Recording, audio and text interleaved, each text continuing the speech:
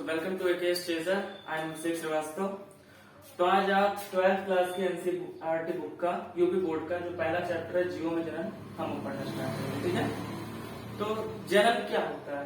देखो पहला क्वेश्चन आपके दिमाग में घूम रहा होगा, जनन क्यों जरूरी है, जनन होता क्या है? तो जनन वह प्रक्रिया है जिससे कोई जीव अपनी संतान उत्पन्न करता है, अपने ही समान जीव को उत्पन्न करता है, उसे कहते हैं जनन। अब जनन आवश्यक क्यों है? तो सबसे पहला क्वेश्चन है कि जनन क्यों आवश्यक है। तो देखिए क्या होता है कि अगर अभी आप यहाँ पे देख रहे हैं जीवन का नाम और जीवन की अवधि। हम जीवन की अवधि के बारे में पढ़ेंगे, एक बार मैं आपको बता देता हूँ कि जीवन अवधि किसे कहते हैं। तो किसी जीव का जब जन्म हुआ और उसकी मृत्यु हुई, ये जो मृत्यु है ये प्राकृतिक मृत्यु होनी चाहिए। ठीक है, इसको हम प्राकृतिक मृत्यु कह सकते हैं। तो ये जो बीच का समय काल है इसका जन्म से लेकर के प्राकृतिक मृत्यु तक के बीच का जो समय काल होता है उसे कहते हैं जीवन अवधि। अब जीवन अवधि सबका डिफरेंट होता है, किसी का सेम तो होगा नहीं कि सभी लोग 100 साल ही जिएंगे। ठीक है, सबकी जीवन अवधि जो होती है वो सेम होती है, अलग अलग होती है। ओके, तो जैसे हाथी की जीवन अवधि क्या है, 60 से 90 वर्ष है। अब मान लीजिए हाथी की हम मनुष्य का ले सकते हैं, मनुष्य का। ठीक है, मनुष्य का क्या बताया गया है, हम लास्ट में मनुष्य का लिख लेते हैं। मनुष्य का हर कंट्री में, हर देश में अलग अलग है। जैसे हमारे देश में 70 से 75 साल तक का 70 से 75 वर्ष की जीवन अवधि है हमारे इंडिया में। ठीक है, और यही आप अलग देशों में चले जाएं जैसे कि जापान वगैरह में, तो जापान में आपको 90 से 95 वर्ष की जीवन अवधि मिल जाएगी। ठीक है, लेकिन हमारे देश में अब कम क्यों है? आपके क्वेश्चन में दिमाग उठ रहा होगा, आपके दिमाग में ये प्रश्न उठ रहा होगा कि कम क्यों है हमारे देश में। तो हमारे देश का जो स्वास्थ्य है वो उतना बढ़िया नहीं है हमारे देश के लोगों का। जैसे कि हम लोग देख सकते हैं हमारे घर के बाहर और हमारे देश में कितने इधर उधर नाली के कचरे पड़े रहते हैं, उससे कितनी बीमारियां होती हैं। और पॉपुलेशन ज्यादा है, इस वजह से जीवन अवधि जो होती है, पॉपुलेशन भी एक तरह से इफेक्ट डालती है हमारे जीवन अवधि पे। ठीक है, तो जापान में आप देख सकते हैं जापान में ज्यादा है, हमारे देश में कम है। तो मनुष्य का हम एक एग्जैक्ट नहीं बता सकते कि यहाँ इतने साल तक ही जीवित रहेगा। ठीक है, बट हम जैसे यहाँ पे हम बात करते हैं तोते की। ठीक है, तो तोता देखो 140 वर्ष है। अब एक बार हम पहले जीवन अवधि के बारे में बात कर लेते हैं, उसके बाद हम चलते हैं जनन के ऊपर। ठीक है, तो देखिए तोता और कौवा, आपको इन दोनों की साइज लगभग सेम दिखाई पड़ेगी। ठीक है, तोता और कौवा, कलर का डिफरेंस हो सकता है पर कौवा और तोता की जो साइज होती है वो लगभग सेम होती है, लगभग क्या एकदम सेम होती है। ठीक है, लेकिन आप जीवन अवधि में देखिए, कौवे की जीवन अवधि है 15 वर्ष की और तोते की जो है वो 140 वर्ष की है।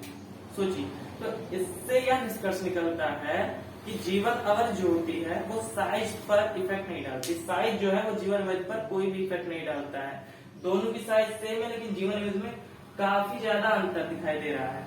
ठीक है, अभी आप देखिए बरगद का पेड़ है, केले का पेड़ है, केले के पेड़ देखिए 25 वर्ष है, बरगद का पेड़ का 200 वर्ष है। तो ये आपके सामने एक लिस्ट है, ये लिस्ट आपके एग्जाम में आ सकता है क्वेश्चन बनकर, या एक मैचिंग वाला क्वेश्चन आपने देखा होगा यूपी बोर्ड में, मैचिंग में और सभी बोर्ड में आता है, कंपटीशन में भी आता है। मैच करने के लिए दे दिया, एक तरफ नेम दे दिया, एक तरफ एक तरफ जीवन अवधि दे दिया। ठीक है, तो मिलाने के लिए दे दिया होगा किसका जीवन अवधि किसका है। ठीक है, तो ऐसा क्वेश्चन आ सकता है। तो ये एक बार आप देख लीजिए, जैसे हाथी का 60 से 90 वर्ष है। ठीक है, कुत्ता का जो है वो 20 से 30 वर्ष है। तितली का आप देख सकते हैं 1 से 2 सप्ताह ही होता है। ठीक है, कौवे का 15 वर्ष, तोते का 140 वर्ष है। गाय का आप देख सकते हैं 20 से 25 वर्ष है।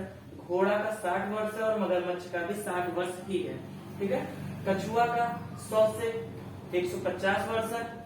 ठीक है, गुलाब का जो पौधा होता है उसका 5 से 7 वर्ष है। केले का पेड़ जो होता है उसका 25 वर्ष। चावल जो है उसका 3 से 4 महीने केवल होता है। आप देखते हैं, आप अगर गांव में आप रहते हैं, गांव से बिलोंग करते हैं, तो आप जानते होंगे कि जो क्या नाम है, चावल है वो 3 से 4 महीने में हम बैठाते हैं और 3 से 4 महीने में आराम से चावल उससे उगा लेते हैं। ठीक है, तो ये तो आपको बहुत आसानी से याद भी हो जाएगा, इसके लिए कोई बहुत ज्यादा याद करने की जरूरत नहीं है, एफर्ट डालने की जरूरत नहीं है, ये आपको याद हो जाएगा। बरगद का जो पेड़ है वो 200 वर्ष का होता है, ठीक है। और मनुष्य का हमने कुछ भी नहीं लिखा है, तो एग्जैक्ट टाइम होता है, बट अगर हम इंडिया की देखें, हमारे देश की देखें, तो हम कह सकते हैं कि 60 से 70 साल की एवरेज आयु हो सकती है, ठीक है, हमारे देश के मनुष्यों की, ठीक है। तो आप जीवन अवधि के बारे में समझ गए कि जीवन अवधि क्या होता है। जीवों के जन्म से लेकर के प्राकृतिक मृत्यु तक के बीच का जो समय काल होता है उसे जीवन अवधि कहते हैं। चलिए मैं आपके लिए एक बार लिख देता हूँ कि जीवन अवधि किसे कहते हैं, ठीक है। जीवन अवधि किसे कहते हैं मैं आपके लिए एक बार लिख देता हूँ, ठीक है। चलिए, तो जीवों के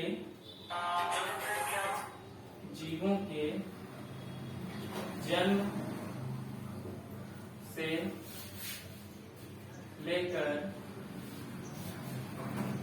प्राकृतिक मृत्यु तक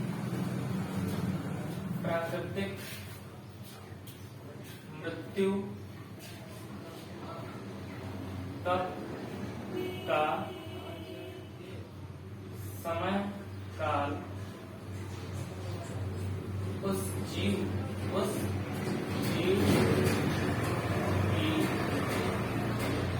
जीवन अवधि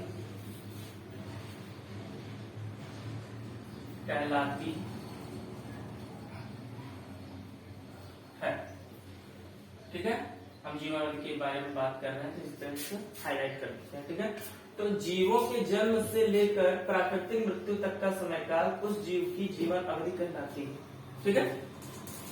तो जीवन अवधि के बारे में आप समझ गए होंगे, पक्का। तो आगे बढ़े। तो अब क्वेश्चन आता है जन्म, क्योंकि हमारे चैप्टर का नाम ही है जीवन में जन्म। अब जन्म क्या होता है, तो आप एक बार गौर करिए कि तोते की आयु 140 वर्ष है। अब 140 वर्ष के बाद तो तोता रहना ही नहीं चाहिए, क्योंकि 140 वर्ष के बाद तो तोते की मृत्यु हो जाएगी और उसके बाद तोते का हमारी दुनिया से समाप्त हो जाएगा तोता। तो उस तोते को अपनी निरंतरता बनाए रखने के लिए तोता आज के हजारों साल पहले भी था और आज भी है, मगर उसकी जीवन अवधि 140 वर्ष की है, लेकिन तोता आज भी जीवित है। क्यों, किस वजह से? जन्म की वजह से, क्योंकि वो जन्म करता है, जन्म से उसने अपनी निरंतरता बनाए रखी है। अब जन्म के डिफिनेशन आप लिख सकते हैं, जन्म क्या होता है, तो जन्म में आप लिख सकते हैं कि जन्म क्यों आवश्यक है। जन्म में आप लिख सकते हैं कि जन्म वह प्रक्रिया है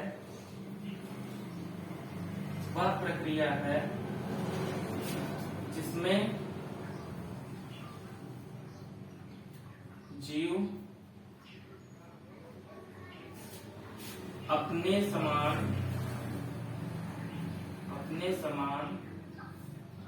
जीवों को उत्पन्न करके अपनी निरंतरता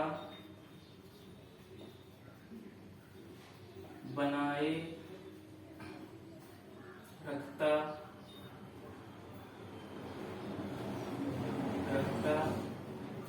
है। तो जन्म क्या होता है? जन्म वह प्रक्रिया है जिसमें जीव अपने समान जीवों को उत्पन्न करके अपनी निरंतरता बनाए रखता है। अब मैंने कहा अपने ही समान, तो तोता जो है वो कौवे को जन्म तो देगा नहीं, तोता तो तोते को ही देगा ना, ठीक है। अगर हम गुलाब का पौधा बैठाएंगे तो गुलाब का ही पेड़ उगेगा ना, गुलाब का ही पौधा उगेगा, ना कि उसमें तो सूरजमुखी का पौधा उग जाए, ऐसा तो हो नहीं सकता है। तो इसीलिए मैंने कहा अपने समान जीवों को उत्पन्न करके अपनी निरंतरता बनाए रखते हैं। अभी आप अगले चैप्टर्स में पढ़ेंगे, आगे के चैप्टर में आपको मिलेगा मेंडल की वंशानुगति क्या होती है, उसके बारे में पढ़ेंगे कि गाय अपने गाय के बच्चे को ही क्यों जन्म देता है, ठीक है, हाथी को ही जन्म क्यों देती है, ये सब हम आगे पढ़ेंगे मेंडल के चैप्टर में, ठीक है। मेंडल ने बहुत अपने 7 साल का एक्सपेरिमेंट किया है और वैसे तो उनको अपने जीवन में उनका जो उन्होंने किया उसके लिए उन्हें कुछ नहीं मिला, उनको प्रसिद्धि नहीं मिली, पर उनकी मृत्यु के बाद कुछ ऐसे वैज्ञानिक आए जिन्होंने उनकी खोज को समझा और दुनिया के सामने रखा और आज उनके बारे में किताबों में पढ़ रहे हैं, ठीक है। लेकिन उनके जीते जी ऐसा नहीं हो सका। तो आगे के चैप्टर्स में हम पढ़ेंगे मेंडल के बारे में, बहुत इंटरेस्टिंग चैप्टर है, ठीक है, बहुत अच्छे से पढ़ेंगे। ओके, तो अब आप समझ गए होंगे जन्म क्यों आवश्यक है, कि जन्म क्यों आवश्यक है, क्योंकि जन्म से ही हम अपनी निरंतरता को बनाए रखते हैं, मनुष्य अपनी निरंतरता को बनाए रखता है, ठीक है। तो जन्म क्यों आवश्यक है आपको पता चल गया, जीवन अवधि क्या है ये भी आपको पता चल गया, ठीक है। अब प्रश्न ये आता है कि जन्म कैसे होता है, ठीक है। तो जन्म दो प्रकार का होता है। जन्म जो है, अगर हम जन्म के बारे में बात करते हैं तो ये दो प्रकार का होता है, ठीक है। कौन कौन से प्रकार का? एक होता है लैंगिक जन्म, एक होता है लैंगिक जन्म, और एक होता है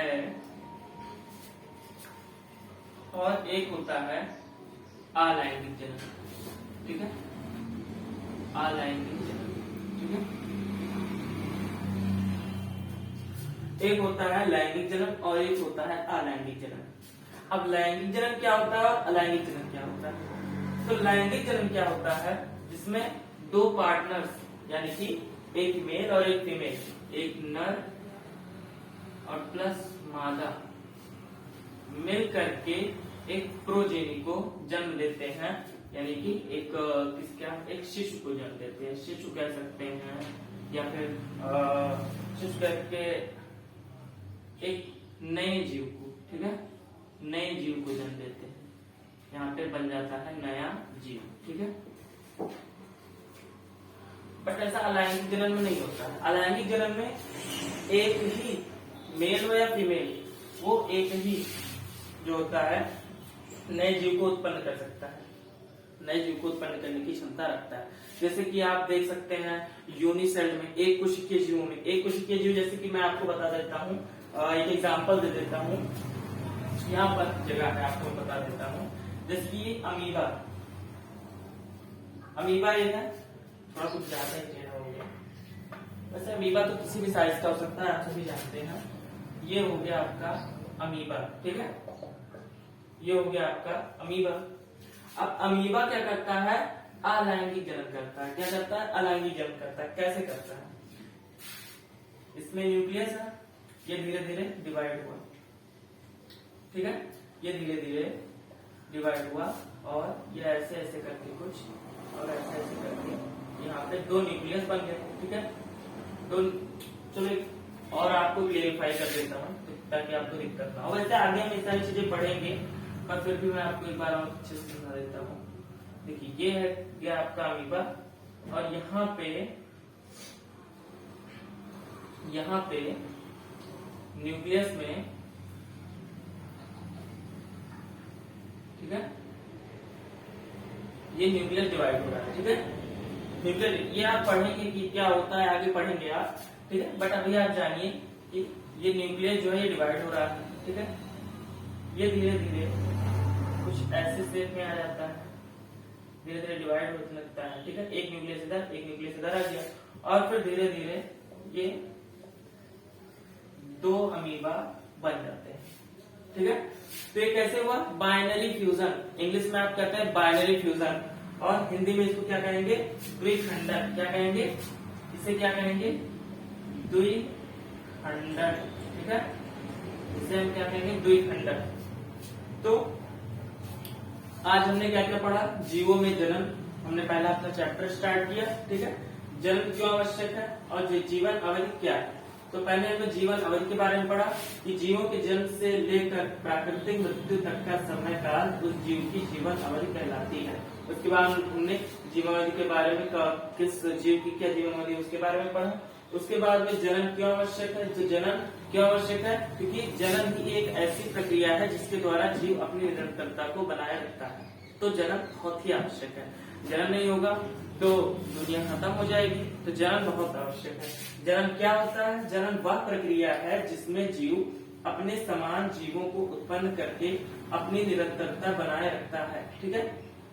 हमने जीवन की परिभाषा समझ ली, ठीक है। ये जन्म क्या होता है, जन्म की परिभाषा होगी, ये तीसरा क्वेश्चन ले सकते हैं, जन्म क्या होता है, ठीक है। ये इसका आंसर और जीवन अवधि इसका, और हमने इसका मतलब समझ लिया, ठीक है। इसका मतलब हमने समझा कि जनन क्यों आवश्यक है, ठीक है। अब जनन दो प्रकार के होते हैं, लैंगिक जनन और अलैंगिक जनन। लैंगिक जनन में नर और मादा दोनों शामिल होते हैं और नया जीव उत्पन्न करते हैं, ठीक है। और अलैंगिक जनन में केवल एक ही जीव नए जीव को उत्पन्न करने की क्षमता रखता है। अब हमने एक इसका एग्जाम्पल भी दे दिया, उदाहरण द्विखंडन विधि से अमीबा जो है वो एक नया जीव उत्पन्न कर रहा है, ठीक है। तो कल मिलेंगे फिर से, और ये आप एक बार रिवाइज करिएगा खूब अच्छे से, ठीक है, क्योंकि मैंने बहुत ज्यादा आज पढ़ाया है नहीं, तो एक बार आप देखिएगा क्योंकि ये बहुत इंपॉर्टेंट है। इससे आपके 3 क्वेश्चन बन सकते हैं, आप देख लीजिए, इससे आपके 3 क्वेश्चन बन सकते हैं और आप काफी अच्छे मार्क्स ला सकते हैं अपने एग्जाम में, ठीक है। तो आज आपके एनसीईआरटी बुक का 3 क्वेश्चन मैंने सॉल्व कर दिया, आप खूब अच्छे से पढ़िए, ठीक है। Okay, bye.